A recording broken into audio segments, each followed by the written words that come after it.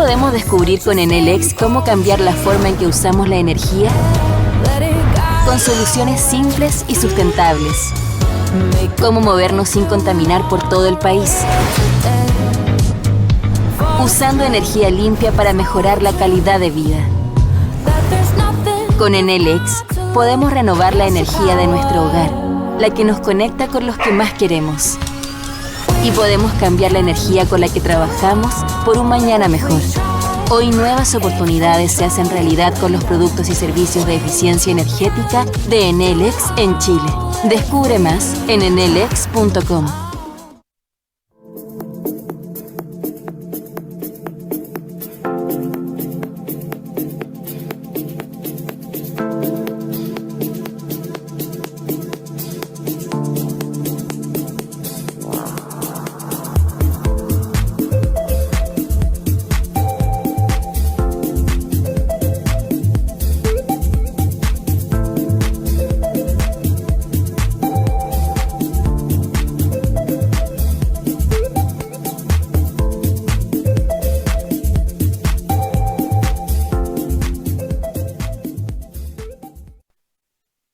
Muy buenos días.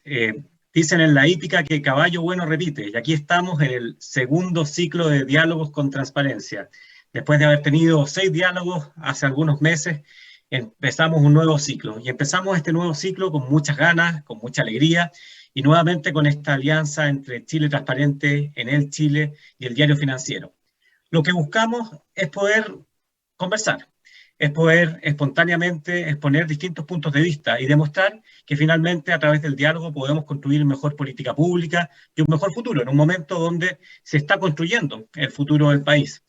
Es un año importante, un año de elecciones presidenciales, un año también de redacción de una nueva constitución, un año de recuperación de una pandemia, de recuperación económica, por lo cual los desafíos son muy importantes desde todo punto de vista. Desde Chile Transparente quiero hoy día hacer dar la bienvenida a este primer panel.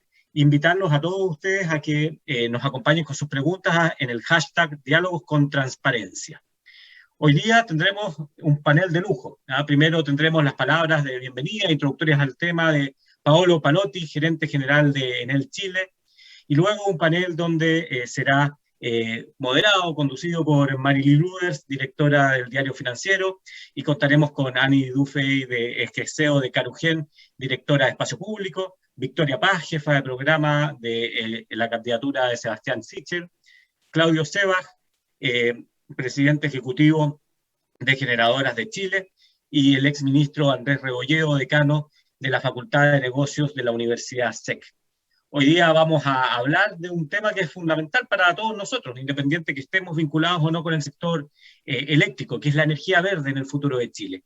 Se habla muchísimo, ¿no? Se habla muchísimo de nuevas energías, de nuevas oportunidades, de nuevos proyectos, y queremos saber en este diálogo qué están pensando desde estos distintos sectores en cómo se ve este futuro verde en la energía de Chile. Con esto quisiera dejar para las palabras introductorias a Paolo Palotti, agradecerle también por el apoyo de Enel Chile a este ciclo. Y Paolo, muy bienvenido y por favor, todo tuyo este diálogo con transparencia. Hola Alberto, muchísimas gracias. Muchas gracias a nuestros socios, a Chile Transparente, Diario Financiero, que ha permitido una segunda serie de un encuentro que han tenido muchos éxitos. A demostración que diálogos, confronto, compartir y discutir sobre las ideas en este momento en Chile es muy, muy importante. Y hoy hablamos de futuro, el futuro con un tema que claramente tiene una atención muy fuerte. Hablamos de energía verde en Chile. Claramente el sistema eléctrico ha tenido, decimos, un focus, una atención muy fuerte en los últimos años, siempre más es un elemento que puede ser un elemento de crecimiento, de destaco de importancia para Chile, porque Chile claramente tiene todas las herramientas, todas las potencialidades para salir como un ejemplo seguramente en la región, ma diría a nivel global.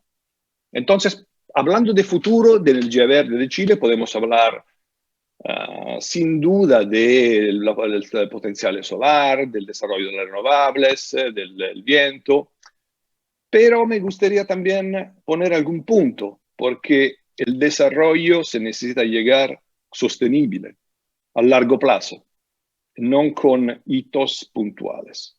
Esto significa que si miramos a la pantalla hoy, tenemos indicaciones y escenarios bastante diferentes. Tenemos ahora, en estas últimas horas, la noticia de una licitación para el mercado regulado donde llegaron precios muy atractivos y muy competitivos. En el mismo sentido, vivimos en estos días, en estos meses, yo diría este año, una situación muy compleja a nivel de sector, donde para razones diferentes, que se encaja con un periodo de sequía muy largo, años de sequías. Este año se está demostrando el peor de todos los años de estadística. Estamos viviendo claramente un momento donde la gestión de las commodities, es decir, el gas que abastece nuestras plantas, tiene problemas de suministro y tiene problemas de costo importante. Más otros factores que podemos discutir, y yo realmente puedo dejar a los expertos de los paneles que pueden compartir con ustedes, pero esto comporta un elemento importante, que tenemos un sistema con gran potencialidad, pero vulnerables. Y aún más vulnerables hoy cuando hablamos de cambio climático, porque el país, el sector en sí mismo, tiene esa vulnerabilidad, que lo estamos viendo hoy, lo estamos viendo día a día, mirando los precios de la energía, cómo está evolucionando, y todas las problemáticas que se está gestionando. ¿Qué significa esto? Que en un sistema con tan potencialidad, energía verde, sí, tenemos una potencialidad increíble, pero se necesita una atención muy fuerte porque este sistema también es vulnerable. Y para lograr resiliencia en un sistema de este tipo, se necesita una planificación clara, reglas claras y planificación a largo plazo, que permite claramente a todos los actores, desde la generación hasta la distribución y los actores que interactúan con los clientes, pueden planificar sus acciones en un marco regulatorio claro. Esto es el mensaje fundamental que yo pongo sobre la mesa y quizás si nuestro experto lo puede retomar. ¿Qué significa llegar a un futuro de energía verde? Claramente tenemos ejemplo. La energía, tenemos un potencial solar enorme en el norte. La ciudad es más grande, los consumos, afuera de la minería, que claramente está en el norte, está en el centro. Entonces significa, tenemos hoy un problema de transporte de energía. Entonces, sistema de transmisiones que se necesita hacer a nivel de lo que significa desarrollar un futuro de energía verde. Un futuro de energía verde necesita flexibilidad, es decir, poder equilibrar una producción con fuentes renovables. Esto significa que la regulación necesita ser clara, disfrutar la tecnología. La tecnología es un driver, también en sectores como nosotros. Las baterías, poder poner baterías en el sistema es fundamental. Y mirar bien los problemas y buscar soluciones compartidas en medio y largo plazo. Lo que estamos viviendo hoy, que es claramente con un vínculo a lo que es la estructura del país. El país no tiene su gas, necesita importar gas. Llega o por Argentina con un gasducto o llega con importación del gas liquefacto, el LNG. Esto es líquido. Entonces, esto significa que toda esta actividad, todo este flujo que permite la estabilidad del sistema se necesita arreglar bien. Arreglar bien, planificar bien a largo plazo y permitir a los operadores certidumbre en sus inversiones, en su compra.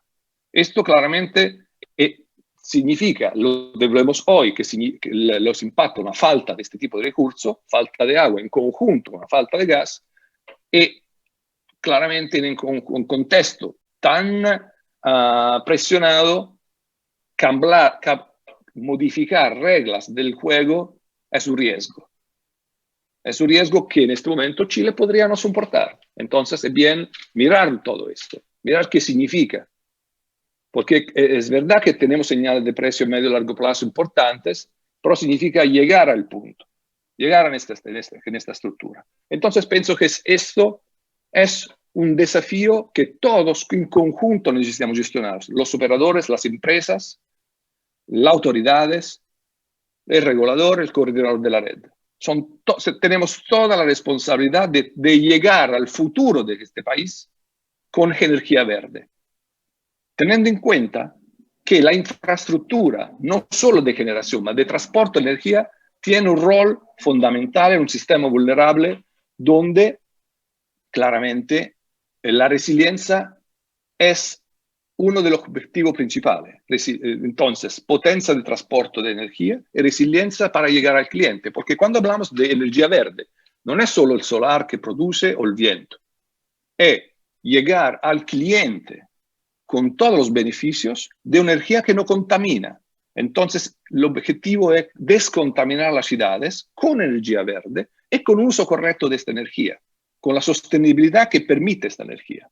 La movilidad eléctrica, un ejemplo. Chile, Santiago, es un ejemplo a nivel global de qué significa transporte público sostenible. Esto lo está impulsando siempre más como ejemplo para todo el otro país de la región y también por afuera de la región. Significa utilizar energía limpia en switch a otra energía contaminante. Y significa también introducir, es un concepto muy importante, introducir la economía circular en un contexto como la ciudad, y no solamente la ciudad, y también un contexto entre diferentes sectores, que no es solo energía, el sector de la energía. Son sectores que se contaminan en el sentido positivo, que pueden disfrutar este concepto de economía circular para efectivamente hacer un paso adelante, descontaminar el país y disfrutar y llegar al éxito final de una energía verde en el futuro de Chile. Yo soy convencido que allí llegaremos. Necesitamos un esfuerzo, una atención y un foco muy importante para todos los operadores. Bien, yo no voy a robar más tiempo a un panel tan interesante. Espero de haber introducido algún concepto, algún punto de reflexión y dejo la palabra a Marilyn, que puede claramente gestionar este panel. Un saludo y un abrazo a todos. Muchísimas gracias.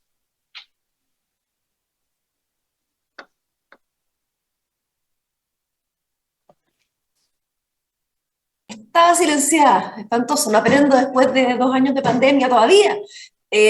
Muy buenos días a todos, muchas gracias Paolo por tus palabras y bienvenido al resto de nuestro panel. Los invito a una conversación que vamos a tener hoy día basada en los temas que hemos planteado, pero también quiero decirles que va a ser una conversación bastante centrada en nuestro público. La gente que nos está escuchando, la audiencia, ya está empezando a mandar preguntas, como decía ahí en Alberto, con el hashtag diálogos con transparencia. Ya tengo algunas, así que voy a partir primero por una muy general y luego iremos entrando en aquellos temas que les interesan a nuestra audiencia y que la idea hoy día es conversar. Quiero partir primero por preguntarles, todos ustedes han trabajado activamente en el tema y la pregunta es, ¿sigue siendo el tema de la energía limpia, la energía verde, por decirlo de alguna manera, un tema relevante en el debate público o se lo han comido de otras prioridades, ya ha pasado a ser un tema secundario? Ahí me gustaría partir por Andrés, que tuvo experiencia en otro tiempo desde el gobierno. Andrés Rebolledo, cuéntanos un poco si tú crees que este tema sigue estando suficientemente en la palestra como para ponerle la atención que se merece. Bueno, muy buenos días a todos y todas. Gracias por la invitación. Un gusto verlos a varios amigos con los que hemos trabajado estos temas largamente. Mira, yo creo que la respuesta es que sí, directamente. Creo que es un tema que está dentro de los prioritarios. En ocasiones y en el fragor de la discusión y la conversación, que a veces en torno a temas de política pública es bastante áspero, queda probablemente un poco desperfilado, pero sí me parece que es un eje prioritario respecto a la visión que tiene muchos sectores del país en cuanto a su desarrollo en el futuro, su desarrollo económico. Me parece que en ese sentido este es un tema que se va a expresar en dos momentos, o al menos en dos instancias fundamentales respecto a lo que está pasando en el país. Por una parte, me parece que estos temas de energía, de modelos de crecimiento sustentable, va a quedar registrado de alguna forma y establecido en la nueva Constitución. Creo ¿Tú que ese es piensas, un elemento perdón, importante. Andrés, tú piensas que van a quedar como temas energéticos o más bien agua, cosas de ese tipo? No, a mí me parece que van a quedar con declaraciones genéricas, tipo los países tienen este objetivo de desarrollo sustentable, temas como el agua, recursos de ese tipo, discusiones que han tenido, la verdad, bastante intensidad el último tiempo. Por cierto, no me parece que vaya a quedar la energía renovable o temas específicos que tengan que ver y necesariamente se resuelven en el ámbito de las políticas regulatorias, fundamentalmente. Pero sí me parece que van a quedar establecidas ciertas visiones que hoy día no existen en la Constitución y que responden a los temas, a los momentos, al tiempo contemporáneo que estamos viviendo, que son desafíos y fronteras tecnológicas también nuevas, etc. Y por cierto, y el otro espacio donde se va a discutir de manera intensa, y creo que es el momento de hacerlo, es en el ámbito de las bases programáticas de los candidatos que tienen que ofrecerle al país sus visiones y sus sueños de país el año en noviembre y en diciembre, ¿no? Entendiendo que va a haber segunda vuelta. Precisamente, Andrés, tenemos la suerte de tener con nosotros a Victoria Paz. Victoria, quiero hacerte el pase a ti. Tú has revisado intensamente los programas de los candidatos, me imagino partiendo por el del candidato Sichel. ¿Ves diferencias? ¿Qué matices ves, digamos, ciertos consensos que en general en el país han dado el tema eléctrico? ¿O crees tú que esta es una oportunidad de diferenciación entre los candidatos? También estás conmigo. Mira, partir diciendo, yo creo que este tema, y que creo que es muy valioso, en general se ha podido dar que se ve como un tema de Estado. Hay ciertos temas que tienen que ser de Estado, más que de gobierno, como es política internacional, y yo creo que estos temas de cambio climático, de energías renovables, de avanzar hacia una matriz mucho más sustentable, tienen que ser políticas de Estado. Si son políticas de gobierno, en el fondo, que pueden cambiar totalmente en 4 años, no lo vamos a lograr. Entonces, partir diciendo eso, yo soy una convencida de que hay ciertos temas que tienen que ser estables en los países, y este es uno de esos. Dicho esto, ¿se escucha bien? Perfecto, te escuchamos súper bien. Perdón, ya es que uno no sabe, ya. Dicho esto, al menos en el programa que nosotros hemos trabajado, es un pilar fundamental el tema energía.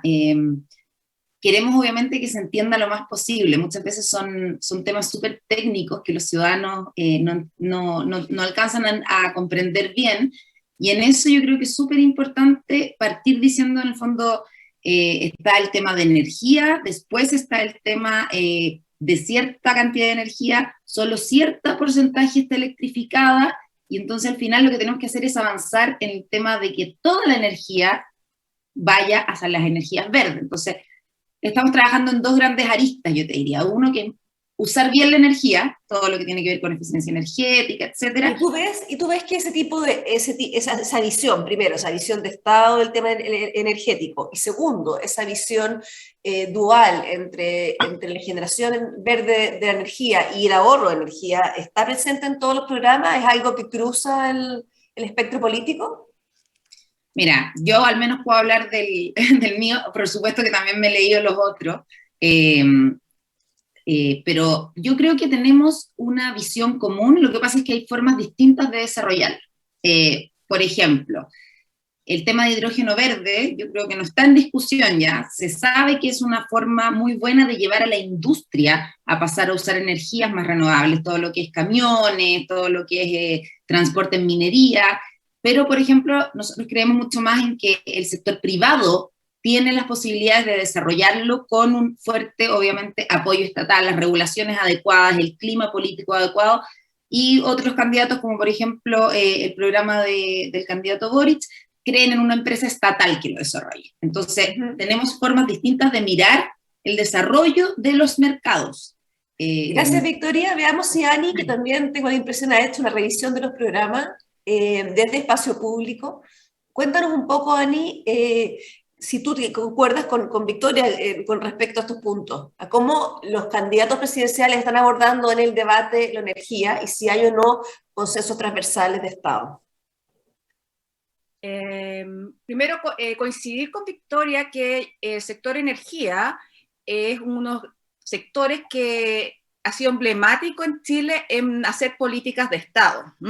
Y esto se dio, un proceso largo que se dio hace 10 años con la crisis energética de fines de cuando Argentina nos cortó el gas y que se trató de dar unas ciertas soluciones, ¿no es cierto?, a través de grandes proyectos a carbón, Hidroaicén, etcétera, y se sentaron las bases para un diálogo transparente y, ¿no es cierto?, ir formando consenso, y que luego este proceso que se hizo afuera del Estado, entró al Estado y se hizo una política energética de largo plazo, ahí en la administración de Pacheco, que yo tuve el privilegio de liderar ese proceso de la política energética, y en esos procesos presidenciales, en esos procesos políticos, el tema energético era muy, muy relevante, realmente muy importante. Yo siento que una vez que esa política salió, se sintió que había una visión común, que vamos a avanzar hacia un futuro renovable en el sector. De cierta forma, se sintió que el sector ya había cumplido de cierta forma, y en este proceso político, el sector energético siento que no está tan prioritario en algunos... ¿En este debate tú te refieres ahora en el debate presidencial? En relación a la prioridad que tenía antes. Hay otros, por ejemplo, el tema agua, se ve que es mucho más importante, tal vez tan importante como era en ese minuto el sector energético. Y a juicio tuyo... Dicho eso... Esto tiene que ver con que ya se ha por zanjado ciertas cosas. Exacto, pero como muy bien decía Paolo, también decías tú, uno ve que hay muchas cosas que están pendientes, y para avanzar hacia ese futuro renovable hay muchos temas regulatorios y de política que aún están pendientes. Por ejemplo, este tema que estamos enfrentando, la sequía, la mega sequía, era algo que ya se sabía, era algo totalmente predecible. De hecho, el ministerio tiene un plan preaprobado, un plan de adaptación al cambio climático que se hizo en el año 2017. Ahora, Ani, una de las cosas que nos comentan en el diario es que si bien existía un plan, no se pensó que iba a ser tan rápido y tan fuerte como terminó siendo. Bueno, es que yo creo que una de las pocas evidencias científicas y estudios que habían era, por ejemplo, para la baja de la capacidad de los embalses. Una de las cosas que uno sabe del cambio climático, especialmente en el caso de Chile, que es un país altamente vulnerable al cambio climático, es el país rankeado como 8º de mayor vulnerabilidad al cambio climático, era justamente la capacidad de disminución de los embalses. Y una de las primeras medidas que establecía ese plan era tomar medidas para eso, el tema de la transmisión, las medidas de seguridad. Entonces había muchas cosas. O sea, existía el marco para hacerse. Está hoy día guardado en algún cajón del ministerio. En un cajón. Claudio, tú que has tenido también una mirada y un proceso bastante largo desde el gobierno fuera de este tema, ¿crees tú que en realidad se guardó en el cajón y que hoy día estamos en una situación de mayor vulnerabilidad a la que creíamos deberíamos estar? A ver, bueno, ha estado interesante escucharlos, pero la verdad que, primero que nada, rescataría que en Chile, y eso es bueno, hay un consenso muy amplio en materia, llamémoslo, de acción climática, de que es un país que por un lado es vulnerable, pero por otro lado hemos podido avanzar muy rápidamente, y en particular el sector eléctrico, que tiende a confundirse con el sector energético, en energía renovable. Y uno mira hoy día el 100% de toda la nueva inversión en energía eléctrica es renovable, todo lo que se está construyendo hoy día es virtualmente renovable. Entonces, como que eso puede sentirse que es un dato ya está hecho. Además, estamos retirando la central de carbón. El sector de generación eléctrico y la electricidad ha hecho la pega. El gran desafío futuro es doble. Uno es la adaptación que escribía Ani, o sea, se nos instaló el tema agua como la principal expresión del cambio climático con una fuerza inusitada. Este es el año más seco que jamás hemos tenido después de 10 años secos. Y por otro lado, en abordar aquellos sectores que todavía están muy lejos de abordarse. O sea, pensemos en el transporte.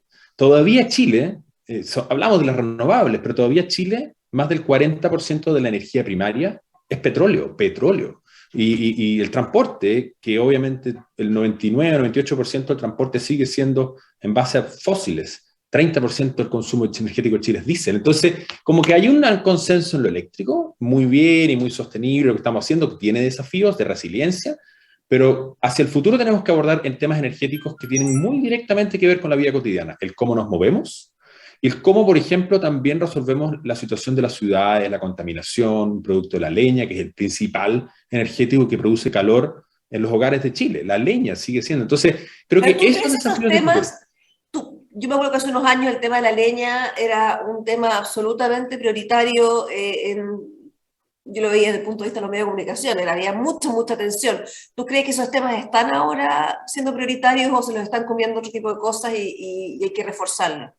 Bueno, lamentablemente este año volvimos a tener situaciones de emergencias ambientales en Santiago. Obviamente la pandemia COVID, que además el correlato, ¿no es cierto?, con el tema respiratorio es muy fuerte, pero en tiempos normales, las muertes prematuras por contaminación urbana, en Santiago principalmente el transporte y sobre todo el diésel, para el sur la leña, que produce el 85% de las emisiones locales, es algo que es invisibilizado y debiera ser como, en términos ciudadanos, una agenda muy importante. Y eso tiene que ver con la pobreza energética, que las casas mal aisladas, pero también el energético que se usa para calentar. Yo creo que esos son desafíos del futuro de transición energética, como las grandes preguntas. Y el transporte, bueno, Andrés tiene ha liderado también mucho esa agenda de la electromovilidad, sobre todo en aquello que beneficia a muchas personas. Transporte público debe ser electromóvil de aquí al 2030. Es posible, es rentable, beneficia a millones. Entonces, yo creo que renovable estamos súper bien y avanzando, pero cuando hablamos de energía verde y transformar realmente el bienestar de las personas,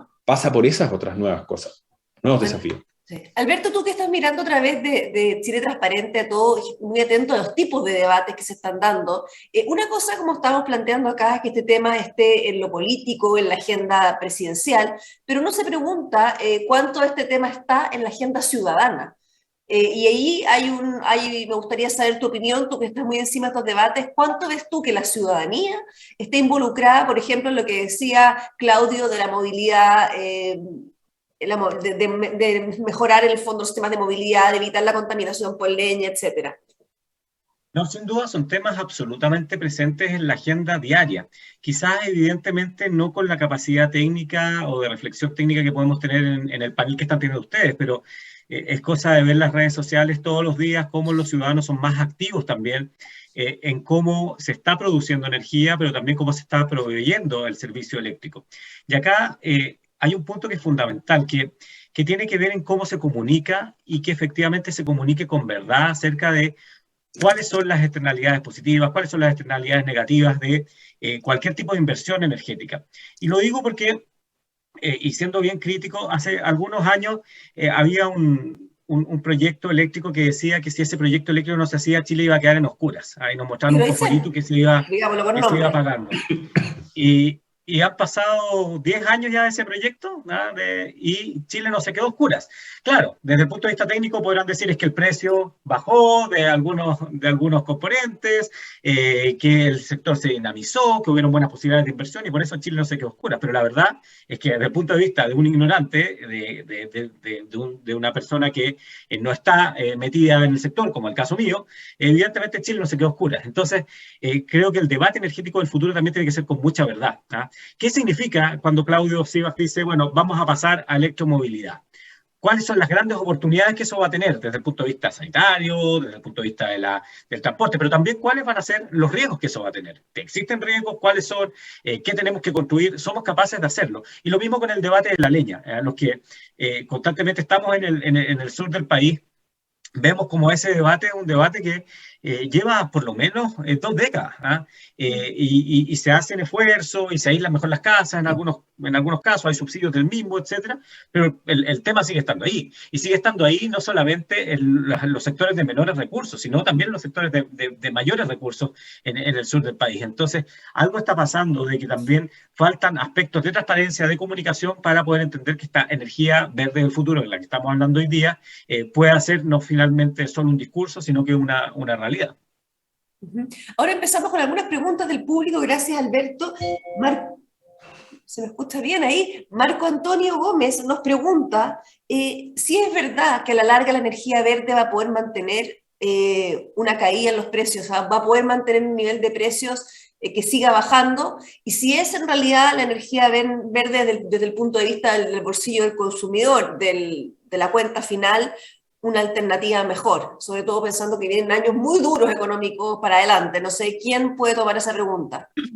¿Quién se anima? Disparo yo. Andrés y después Claudio. Sí, muy cortito. Yo creo que esa es una pregunta fundamental, porque en el debate del sector eléctrico nuevamente, para ponerle los límites precisos, efectivamente este tema de la energía verde y la energía más barata ha estado y ha sido parte de los últimos años, diría yo, ¿no? Pero es siempre relevante, y a propósito de los temas más ciudadanos y cómo se conecta y cómo se relaciona la ciudadanía con la energía, es siempre en ese sentido importante resaltar que cuando uno paga finalmente la tarifa en su casa, y por lo tanto a partir de lo cual probablemente uno evalúa el sector eléctrico desde la posición de usuario, no solo respecto a la calidad y del servicio, que es importante, sino que en este caso respecto al precio, uno paga un 60% de esos 100, supongamos que uno paga 100, es energía aproximadamente.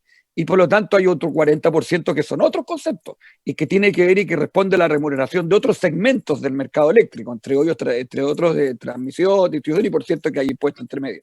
Por lo tanto, es importante que el precio de la energía baja, porque hay una proporción y pondera de manera relevante, 60%, pero no es lo único, porque hay que hacer un esfuerzo muy relevante, sobre todo en transmisión y distribución, donde entra el rol del Estado en tanto regulador, para efectos justamente de asegurar que esos 100 pesos bajen en el tiempo, porque con esto tenemos esta idea. Que claro, independiente que haya algunas otras áreas que se puedan bajar, yo creo que la pregunta, Marco Antonio, apunta a si es la energía verde va a poder mantener su promesa o va a poder mantener la promesa de que no va a ser más cara a la larga, digamos. Yo creo que esa era un poco su... A mí me parece que ha demostrado y va a seguir siendo, probablemente a propósito del cambio tecnológico en el cual nosotros tomamos, que probablemente va a seguir a la baja, y así se ha sido... Siendo competitiva. Claudio, así se ha visto en las licitaciones. No, a ver, yo creo que es súper importante tener claridad de que hoy día la generación eléctrica, a partir sobre todo de fuentes solar, fotovoltaica, eólica, pero en general renovable, es la energía más competitiva en su producción, pero requiere complementarse con una serie de otras cosas. Y hay que considerar también, a propósito de esta transición energética, y sobre todo pensando en la necesidad de adaptación, Andrés ya lo decía, que vamos a tener que requerir redes más resilientes, vamos a tener redes más flexibles, eso quiere decir que de noche no hay sol, entonces necesitamos energías renovables 24/7, como la concentración solar, porque si estamos retirando responsablemente el carbón de la matriz que hoy día nos da esa seguridad y suficiencia y cumplir un rol central, bueno, esa ecuación global no se va a resolver tan simplemente como inmediatamente traducirse en un costo menor para el usuario. Lo otro que estos precios, y solo fijarse en precios, se reflejan recién mucho más adelante en el tiempo, ocurren de aquí a 4 o 5 años más, no es hoy. Entonces el rol de las expectativas es súper importante manejarlo. Y eso, Claudio, especialmente en estos días que se abrieron, o sea, que se supo de la licitación, que había una gran variedad de precios dentro de las alternativas que había, pero como bien dices tú, la sensación después de estos procesos es que uno espera un reflejo pronto en las cuentas, y esto se ve muchísimo después, digamos. Bueno, hay varias cosas que no se reflejan, y el cliente regulado precisamente queda blindado de ciertos efectos. Pensamos, por ejemplo, hoy día la estrechez hídrica nos ha disparado los precios instantáneos de energía a niveles de $300 por megawatt hora. Si pensamos que la licitación hubo algunos que ofertaron a 13, dice 13 con 300, eso no conversa. El cliente final tiene una tarifa mucho más estable en el tiempo, producto de un mix de cosas. Entonces, la expectativa de que por un lado la energía va a subir por la escasez de agua no va a ocurrir inmediatamente, ni tampoco va a bajar inmediatamente por estas ofertas. Entonces, ahí hay que gestionar muy bien la expectativa. Y lo otro que además, a propósito de tu pregunta muy inicial, sostenibilidad en el amplio sentido no es solamente sostenibilidad tal vez ambiental, o solo social, o solo económica, un mix. Y hoy día, para que la energía eléctrica que se está desarrollando en zonas rurales, territorios, sea también una buena noticia para los territorios, implica inversión socioambiental, que tiene que ser parte de los costos implícitos, tal como lo tiene que ser la transmisión, o lo tiene que ser una red más resiliente al cambio climático. Entonces, en el conjunto, finalmente, a manejar esta expectativa, no podemos decir que va a ser lo más barato. Lo que sí es una buena noticia, y eso todos lo tenemos claro, es que la carbono neutralidad y la electrificación en su conjunto son una buena noticia en lo económico, social y ambiental para Chile en su conjunto. De eso no hay discusión alguna. Invertir en sostenibilidad es un buen negocio en lo ambiental, social y económico. Yo quisiera, Carolina Castañeda nos hace una pregunta para Ani. Comentar una cosa de lo que decía Claudio, y tal vez para responderle la pregunta a la persona, que quisiera rescatar un tema de la licitación que se dio. Como muy bien Claudio dijo, los grandes desafíos de la energía solar y la eólica, que son, ¿no es cierto?, que funcionan cuando hay viento, cuando hay sol, es que necesitan respaldo, ¿no es cierto?, almacenamiento. Y eso, ¿no es cierto?, se requieren inversiones. Pero en la licitación que recién se dio a conocer, hubo una oferta de concentración solar, que es almacenamiento, a $34. Eso lo hace, da una señal bien importante hacia dónde va a avanzar esto y con bajos precios. ¿Ah? Entonces, perdona, Ani, solamente para las personas que nos están escuchando y que no son especialistas, ¿el concepto de concentración solar está presente en algunos de los proyectos hoy día en Chile? Hay un proyecto que es Cerro Denominador, y entiendo que la oferta que se hizo es también de este mismo grupo, y significa que es energía 24/7, o sea, todos los días de la semana y las 24 horas. Y eso es porque esta especie de espejos proyectan sobre un lugar de almacenamiento, ¿no? Y van guardando en ese lugar y permiten estar más 24 horas. Ahora, me gustaría que me contestaras la otra pregunta, Carolina Castañeda. Ella me dice, esta pregunta es para Ani, en alguna manera los cambios que han habido de cálculos de sequía, de cambio climático y de otros fenómenos, ¿han afectado la ruta hacia la descarbonificación? O sea, al fondo, ¿vamos a tener un retroceso o deberíamos estar dentro de las mismas proyecciones que teníamos? No sé si, dado que no menciona directamente el sector generación a través de eso, pero claramente hay una tensión entre mitigación y adaptación. Estamos retirando el carbón, que es parte de la descarbonización, tal como buscamos retirar el diésel, que son el carbono, y lo estamos haciendo de manera responsable y consistente con mantener la seguridad del sistema, con no afectar los costos del sistema, y eso, hay un plan de retiro del carbón, y ese plan, además, lo hemos buscado acelerar, porque si hay un acuerdo común es que vamos a retirar el carbón. Ahora, hay un conflicto con adaptación. Hay que tener como un seguro de vida en caso de, por ejemplo, nos enfrentemos a una estrechez hídrica como la que estamos viendo este año. Y ese seguro significa que en algunas situaciones necesariamente hay que tener ciertas condiciones de respaldo. Hoy día estamos funcionando en mucho diésel. El diésel es mucho más caro y también no está diseñado para funcionar de manera perfecta. Entonces, el cambio climático, tendemos a hablar mucho de la mitigación, y eso es urgente, importante, porque nos busca impedir tal vez futuros más catastróficos. Pero en el intertanto, y Ani trabajó y siempre nos recuerda muchas veces la importancia de esta agenda, hay que estar preparado a adaptarse y ser resilientes y estar preparado para muchos escenarios distintos. Entonces, ese conflicto no pone en riesgo el plan final, pero sí requiere ser flexibles y adaptativos a las sorpresas que el cambio climático nos trae cada día y cada vez peor. Sí, ahí solo por sumar algo, sí. Dos cosas. Uno, que más que tensión entre mitigación y adaptación, yo creo que lo que se debe trabajar en torno a un concepto que se llama resiliencia, donde se intersectan esto, lo que es mitigación, que para los que no saben es reducción de las emisiones de gases de efecto invernadero, y la adaptación, que es poder, ¿no es cierto?, enfrentar los impactos físicos del cambio climático. Y, por ejemplo, se ha demostrado que, por ejemplo, la energía solar es muy resiliente al clima. Pero para que aquello sea una realidad se tienen que hacer otras inversiones, como bien ha dicho Claudio, en fortalecer la resiliencia, en tener backups. Yo creo que no está en juego la carbono neutralidad, pero sí se requiere un rol proactivo del Estado para que ciertas regulaciones e inversiones se materialicen. Ahora, también es importante decir, y aquí, ¿por qué digo que hay cierta proactividad en hacer internalizar esos costos? Hay un estudio del Banco Mundial que indica que la inversión en infraestructura resiliente es solamente un 3%, un costo un 3% más alto que la infraestructura adicional.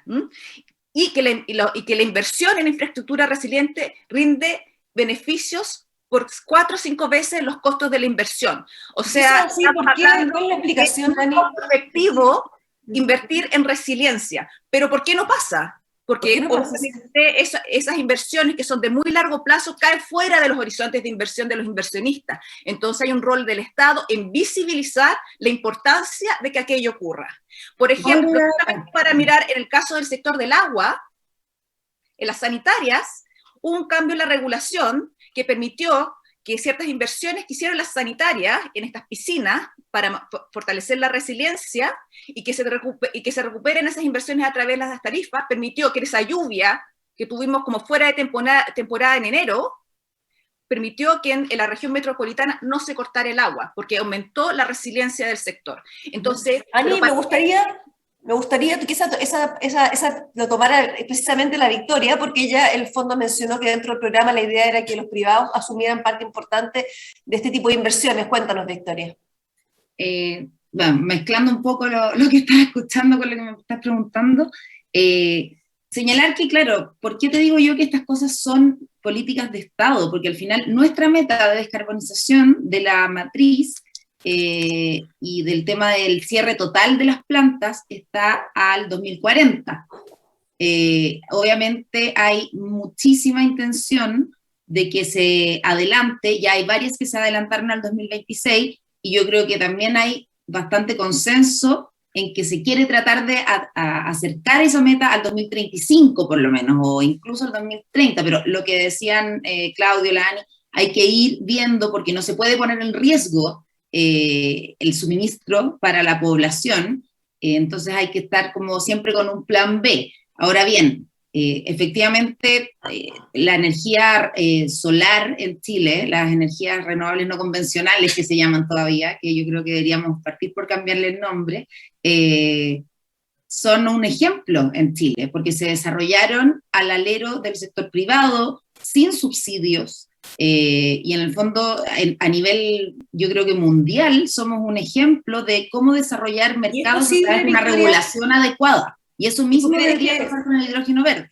¿Y tú ves que es posible seguir haciendo eso? ¿O hemos llegado a un punto donde se necesita apoyo del Estado o regulaciones adicionales?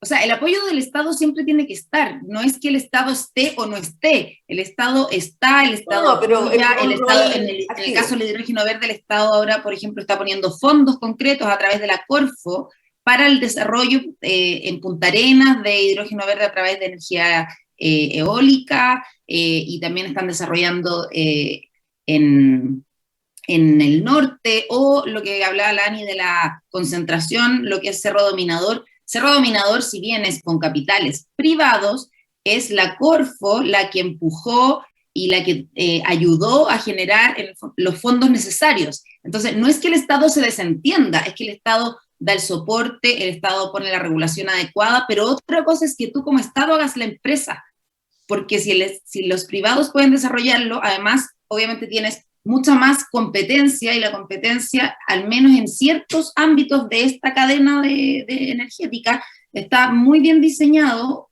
Por supuesto que todo es mejorable, pero hay ámbitos en los que tiene que estar concentrado porque estás usando infraestructura pública, en el fondo, o espectro. Y hay otros en que puedes competir, y esa competencia le hace bien al mercado porque la persona, que al final es la que nos importa, recibe mejores resultados de esa competencia. Entonces, no siempre es tan blanco-negro.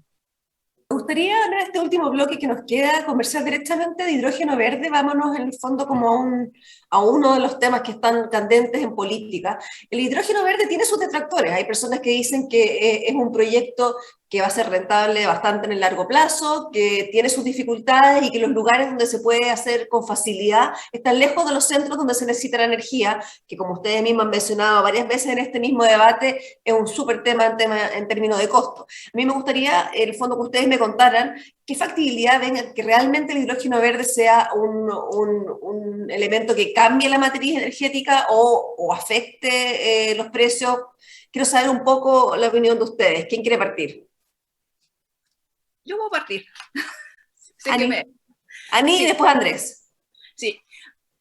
Mira, el hidrógeno verde viene como a aliviar un dolor muy importante porque sirve, lo que es la energía renovable que hemos hablado acá, son para la electricidad, pero como muy bien ha dicho Claudio, un porcentaje muy importante del sector energía es lo que es frío-calor. ¿Ah? Y para eso es donde se usan los combustibles fósiles. Justamente el hidrógeno verde viene entonces a ser una solución para aquellos sectores que se llaman difíciles de reducir emisiones, difíciles de abatir, como es la minería, la industria. Entonces, aparece como una solución importante, pero tampoco es una solución de corto o mediano plazo.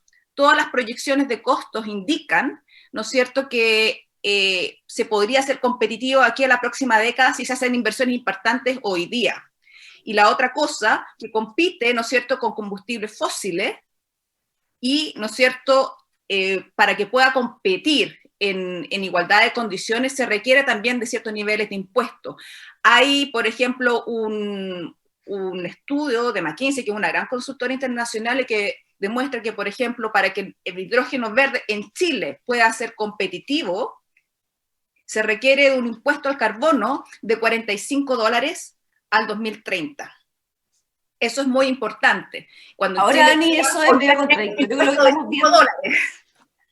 Pero eso es medio contradictorio con lo que estamos viendo a nivel de debate público, porque precisamente están hablando de disminuir los impuestos a algunos, al diésel y a otros factores contaminantes.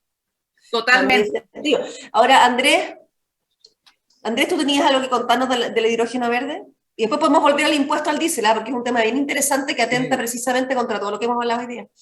Es un temazo, la verdad, del impuesto, porque claramente hay un desafío de aumentar al menos el guarismo, ¿no? A ver, yo del hidrógeno, 3 ideas muy rápidas. Lo primero, que me parece bien relevante destacar, podemos hablar de hidrógeno verde por lo que hemos hecho en materia de energías renovables. Es decir, ese es el antecedente, digamos. Si no, no pudiéramos tener este sueño de poder, y esta es la segunda idea, de crear una industria nueva en el país. Estamos hablando de que todo este debate, esta planificación, va en la visión de crear una industria. Probablemente las industrias nuevas que se crearon hace ya 20 años fueron las últimas en Chile, no sé, el salmón, la agroindustria. Aquí estamos hablando de una industria que al 2050 puede exportar lo mismo que exporta el cobre, en fin, una industria nueva, por lo tanto, una oportunidad significativa para el desarrollo económico. Y la tercera idea, a propósito de algunas cosas que decía Victoria y quién interviene o qué roles juegan, este es un ejemplo preciso donde solo va a resultar si se convoca adecuadamente el esfuerzo público, privado y la academia para efectos de aportar en lo que se refiere a la innovación y el cambio tecnológico. Hay valles del hidrógeno que hoy día funcionan, uno de ellos en Concepción, que a mí me gusta mucho en relación a otro, donde uno puede ver un piloto, y más allá de que la gobernabilidad se cree en torno a una empresa pública o no, lo que es claro es que no estamos hablando del mercado de los chocolates, con lo que me gustan los chocolates, sino que estamos hablando de un mercado donde se requiere una visión de planificación para la competencia, es decir, el regulador y el Estado tienen que participar para generar competencia, incentivos para el cambio tecnológico y incorporar tecnología en ese sentido, y por cierto el despliegue en la iniciativa privada. Si no, no va a Ahora ahí, Andrés, hay diferentes modelos en discusión en el debate presidencial, porque hay candidatos que están planteando la posibilidad de una empresa estatal dedicada al hidrógeno verde, y Victoria, quizás tú nos puedes explicar un poco más cómo desde la candidatura de Sichel pretenden en el fondo impulsar esto de otra manera. Sí, primero contextualizar, efectivamente el hidrógeno verde tiene dos grandes aristas. Uno que es desarrollar una industria, eso yo creo que es súper importante decirlo, es una industria nueva que puede hacer que el país tenga muchos beneficios de esta industria. Cuando tú creas una industria tienes empleos nuevos, tienes tecnología nueva, tienes capitales nuevos, y obviamente lo importante es que eso le llegue a la mayor cantidad de personas posible. Para poder llegar a una industria nueva, efectivamente tenemos que seguir avanzando en las energías solares, con este camino que hemos venido teniendo, porque eso es lo que nos va a permitir hacer hidrógeno verde, porque si no sería no verde, y eso es como lo relevante, lo que nos hace competitivos. Y por supuesto tenemos que poner esfuerzos también en capacitaciones, en atracción de las personas que necesitamos para que lleven a cabo este proceso. Es un paquete de esfuerzo que hay que hacer en forma muy mancomunada. Si no se da en forma mancomunada, es lo que están diciendo, no se va a poder hacer, vamos a quedar truncados. Dicho esto, el hidrógeno verde sería se suma a las energías renovables. sirve para ciertas cosas más que para otras, o al menos en un comienzo. Entonces se está pensando lo que te comentaba, en estructuras más pesadas, en todo lo que es la minería, en camiones muy grandes. Es parte de un set al final de herramientas que tú tienes para ir electrificando la forma en que tú usas tu matriz de energía. Y que las industrias vayan electrificando sus formas. En eso, por supuesto, nosotros tenemos una postura, creemos que Chile puede desarrollar en forma muy armoniosa y que para eso tienen que estar los incentivos para que cada parte haga su pega, que la academia haga su pega capacitando personas, desarrollando sistemas de formación de todas las áreas y el resto también hagan sus partes. Gracias, Victoria. Ahora me gustaría contestarle una pregunta a Carlos Arenas Coronil, que la hizo él y la han hecho otros, y le quiero pasar ahí la pregunta a Claudio y a Alberto, que es de alguna manera esta contradicción de esta vocación y consenso por las energías verdes. Sin embargo, la discusión hoy día en el Congreso ha estado muchas veces centrada en la reducción de impuestos al diésel. No sé, ahí me gustaría que Claudio y que Alberto nos contaran cómo se da, o sea, ¿cómo se explica este foco contradictorio? Alberto y después Claudio. Yo brevemente, porque esto pasa en varios sectores. De hecho, en Chile Transparente lanzamos una plataforma que se llama Transparencia Minera, en conjunto con Sonami, con el Consejo Minero. Y la verdad que cuando uno empieza a ver los datos y ve la discusión que hay en el Congreso, uno dice, mira, pero acá están llevando una discusión que no tiene nada que ver con la realidad. Entonces... y nos pasa con muchos ámbitos, lo que hemos visto con el 10%, etcétera. Entonces, ha habido, y acá creo que hay que evidenciar un fracaso desde los que creemos que los datos técnicos aportan muchísimo en la discusión política. Ha habido un fracaso de los que aportamos datos técnicos en la discusión política. Vamos a las comisiones, y esto también en los ámbitos de transparencia, nos ha pasado muchísimo. Vamos a las comisiones, hacemos nuestros aportes, pero al final después lo que sale es más bien lo que un mal llamado sentido común, o una ola de opinión, o un efecto electoral más inmediato, termina siendo lo que se legisla en el último tiempo. Yo creo que hay un problema grave en el Congreso de que nuestro Parlamento no sabe hoy día cómo ubicarse dentro de un entorno donde tiene una convención constitucional por una parte y un año de elecciones. Y eso está llevando a que lamentablemente se puedan cometer errores. Yo no soy, vuelvo a decir, experto en temas de energía, pero evidentemente a uno como ciudadano le llama la atención de que el debate impuesto al diésel se esté llevando de esa forma, cuando se supone que debiese ser todo lo contrario. Y creo que eso es solamente una desidia por parte de gran parte de nuestro Parlamento de ignorar lo técnico. Acá sacarme el sombrero con Mario Marcel y con lo que ha hecho el Banco Central en los últimos días, de tratar de poner la pelota al piso y decir, oye, si nosotros acá no estamos haciendo política, lo que estamos haciendo es cumplir con nuestro rol. Claudio, me gustaría ver si tú puedes contestarme esta pregunta. Les quiero contar a todos los panelistas que estamos con más de 800 personas conectadas en este minuto, así que, y que este tema de la contradicción entre ciertas políticas que están tomando y los consensos que hemos tenido llama mucho la atención. Claudio, a ver, cuéntanos tú cómo ves esto. Creo que es bueno dar un paso más atrás nosotros y volver sobre el problema que nos convoca. Tenemos que resolver una cuestión muy compleja como humanidad, que es dejar básicamente de quemar cosas. Llevamos 200 años quemando fósiles, partimos con el carbón hace 200 años, después llegó el petróleo, y después una solución mucho más limpia, pero que también es fósil, el gas natural, y en próximos 20, 30 años tenemos que dejar de hacer eso. Y eso implica un esfuerzo, y por eso ya hemos hablado de, por un lado, electrificar, y eso ahí van las renovables. Después hablamos recién del hidrógeno verde, que es una solución para aquellos usos no electrificables, para reemplazar aquellos grandes usos que hoy día son. Hoy día el 60% del consumo energético son derivados del petróleo en Chile.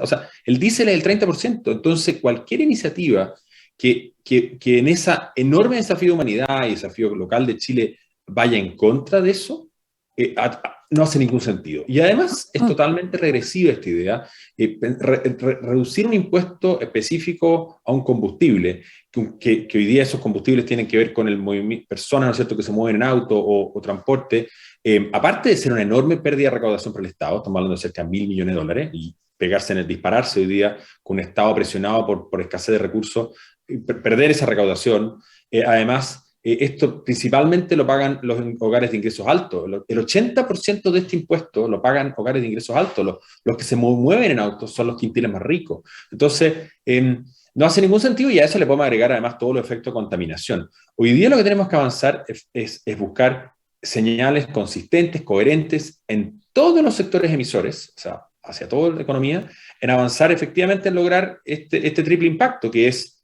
resolver la ecuación de dejar de quemar cosas, para ponerlo simple, a través de electrificación renovable o hidrógeno verde, y eso nos va a generar unos beneficios sociales y ambientales agregados, además de todos los beneficios económicos. Y ahí, ¿qué tenemos que cuidar? Y esa es la gran como razón por qué Chile ha sido exitoso en materia de renovables, y lo va a hacer en otras cosas, porque hemos sido un país abierto a la inversión extranjera de calidad regulatoria confiable. Nos invitaron a la OCDE hace 10 años, no por ser un país rico, sino por ser un país de buena calidad de políticas públicas. Somos un país muy abierto a las inversiones, a los bajos aranceles de importación. Andrés Rebolledo, ¿no es cierto?, lideró mucho tiempo esa agenda, abierto al comercio internacional. Entonces, dar esas señales al mundo, eso es lo que nos ha hecho exitosos en renovables. No solo por tener mucho sol en Atacama o tener mucho viento en la Patagonia. Entonces, ¿tú crees, Claudio, que esas cualidades que rigieron los últimos 20 años se mantienen ahora? Porque parte de los inversionistas te dicen, eso estuvo, pero puede que cambie. Bueno, yo creo que efectivamente, y lo conecto con la acción climática, yo creo que si el principal inversionista, y esto es muy intensivo en capital, producir hidrógeno verde requiere enormes inversiones en electrólisis, son capital fijo que tiene que pagarse en el tiempo. Invertir en buses eléctricos son mucho más caros que se tienen que pagar en el tiempo. Invertir en renovables se paga en el tiempo. Si no damos señales de calidad regulatoria hacia adelante, de mantener nuestra apertura a la inversión, hoy día la inversión extranjera es la que ha liderado la inversión en renovables en Chile. Tenemos que de alguna manera ser capaces de encontrar que el acuerdo climático y de sostenibilidad futura del país tiene mucho que ver con esos atributos del pasado. Como bien lo decía Andrés, gracias a lo que hemos hecho en renovables, vamos a poder hacer las cosas hacia adelante en hidrógeno. O los otros usos, y finalmente descontaminar, y finalmente tener todos estos beneficios que aspiramos de ciudades más limpias y contaminadas. Creo que lograr transmitir esa ecuación al Congreso o a la discusión constitucional, creo que va a ser una gran posibilidad de realmente tener un desarrollo sostenible futuro del país, y mantener este ritmo, porque realmente la historia de lo que hemos hecho en materia renovable es digna de contar. Ahora tenemos que cerrar, desgraciadamente, en honor al tiempo, pero me gustaría pedirle solamente a cada uno que le recomienden a nuestra audiencia, estamos con más de 800 personas conectadas, ¿qué tipo de algún documento, algún documental, algo que ustedes hayan visto del último tiempo que sea, o sea, que podría ayudar a entender mejor el desafío de las energías verdes para personas que quizás no son súper especialistas en el tema? Parto por Alberto. Me dejaste muy difícil la pregunta, ¿no?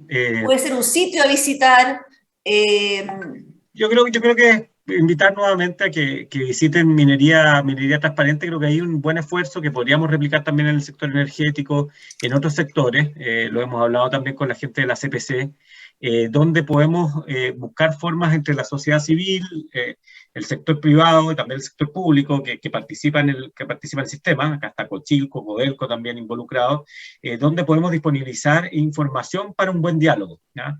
Información sin sesgo, y creo que eso ayudaría muchísimo a esta discusión, que va a ser una discusión que nos va a perseguir sin duda, y que hay que desmitificar por una parte, y hay que hacerla sin mucho eslogan y más bien con una visión de futuro, porque si es tal así como nos dice Andrés, de que el hidrógeno verde puede llegar a ser el cobre del futuro, eso yo también lo escuché con el litio, y quizás lo escuchamos con otras cosas, bueno, hay que efectivamente eso hacerlo realidad, porque sería ideal que pudiésemos tener más industrias como el cobre, más industrias como el hidrógeno verde, que efectivamente esos además beneficios lleguen a todos, y no solamente a algunos.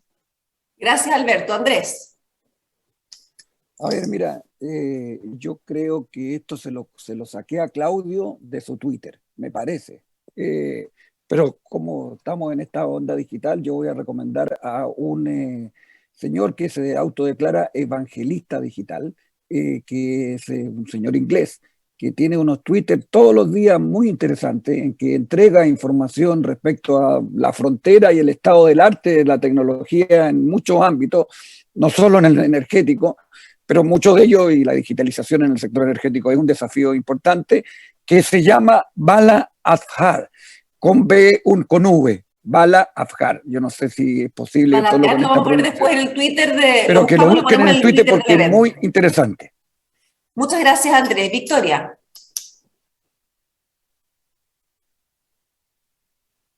Sin audio.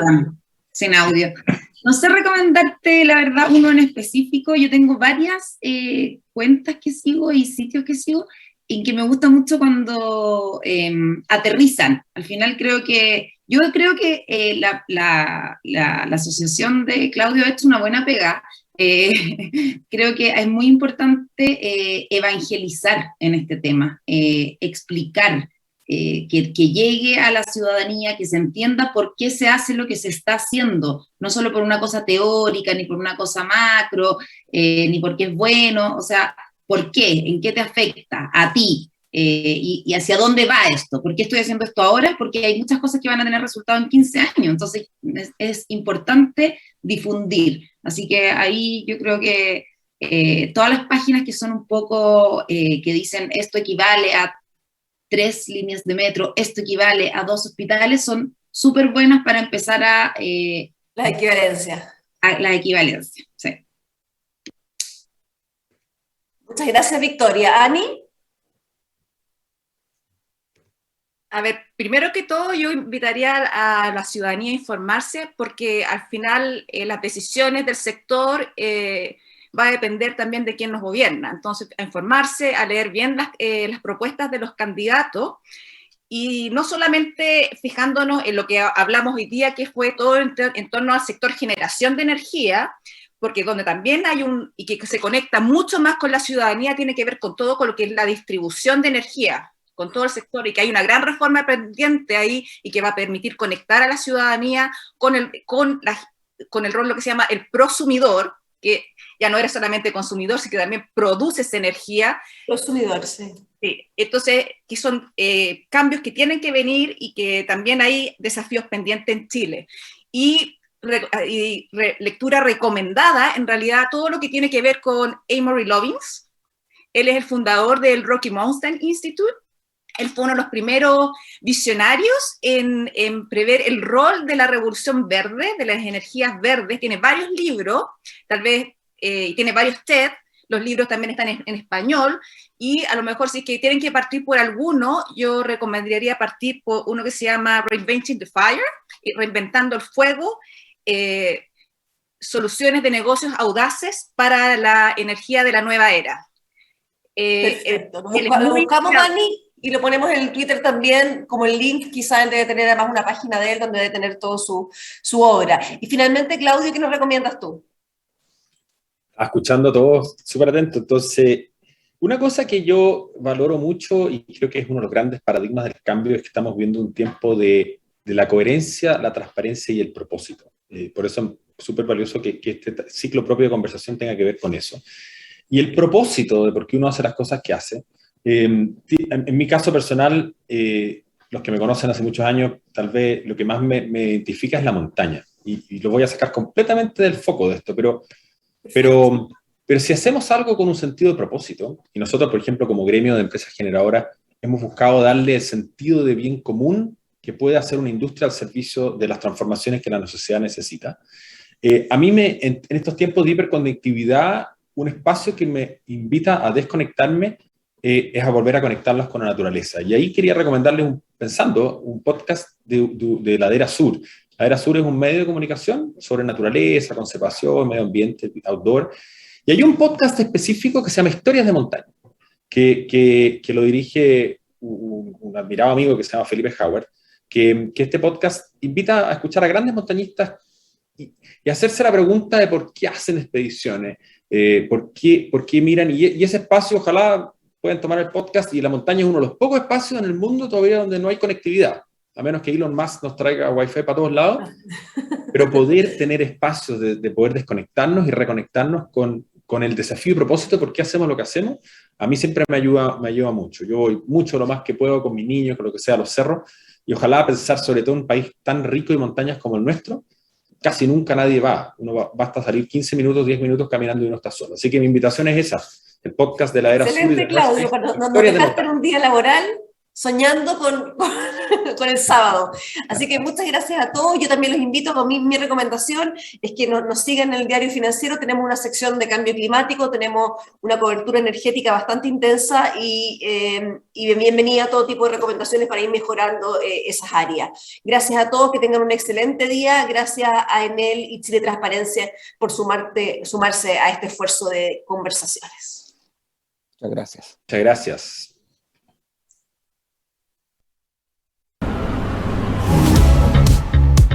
Hoy podemos descubrir con Enel X cómo cambiar la forma en que usamos la energía con soluciones simples y sustentables. Cómo movernos sin contaminar por todo el país. Usando energía limpia para mejorar la calidad de vida.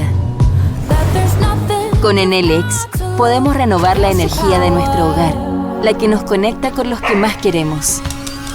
Y podemos cambiar la energía con la que trabajamos por un mañana mejor. Hoy nuevas oportunidades se hacen realidad con los productos y servicios de eficiencia energética de Enel X en Chile. Descubre más en enelx.com.